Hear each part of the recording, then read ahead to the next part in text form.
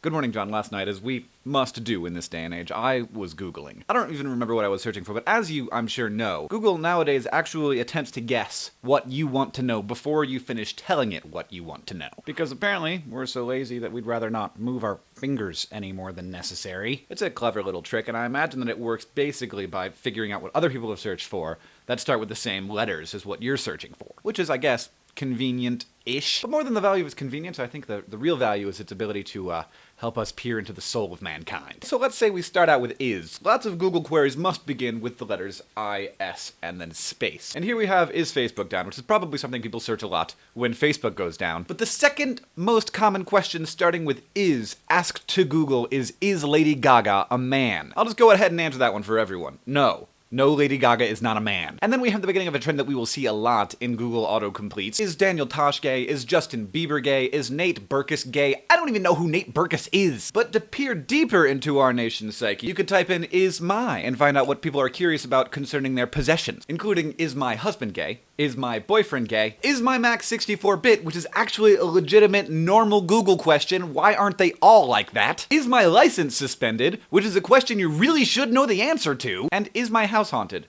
Which, I am amazed. I am just amazed. And then go deeper. Just type a random letter. Is my dog pregnant? Is my dog sick? Is my dog dying? Is my dog gay? Yes, your dog is. Yeah, actually, your dog is probably Actually, your dog is probably omnisexual. Your dog has probably had sex with pillows. Your dog is probably ejaculating on the arm of a couch right now. Wow, our hang-ups.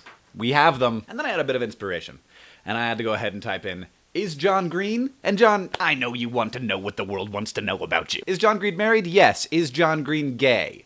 Is John Green gay? Why does everybody want to know if everybody's gay? Let me just go ahead and answer all of these questions for you. We have yes, no, yes, yes, no. John Green is not dead. So of course, now that I know what people want to know about you, I had to figure out what people want to know about me. And piece of a rooster, fart knocker, mother of poo. No one cares about what Hank Green is. So let me ask you guys a favor. Could you go Google, is Hank Green awesome? Maybe if enough people do it, it will autocomplete. I find this exploration fascinating, particularly our obsession with the sexual orientation of other people, and I am looking forward to delving deeper into our nation's psyche using the tool of Google autocomplete. And of course, finally, I had to ask Google what people are asking about Google. One letter into it, we're already asking if Google is making us stupid, but we're also asking, is God real and is gonorrhea curable? But go ahead and type in, is Google ga? And you will find out that fewer people are asking whether Google is gaining a monopoly on the world's information than are asking whether Google is gay. John, Google is a genderless website that hopefully has never had a thought, much less a feeling of romantic longing. And thus we could all assume that Google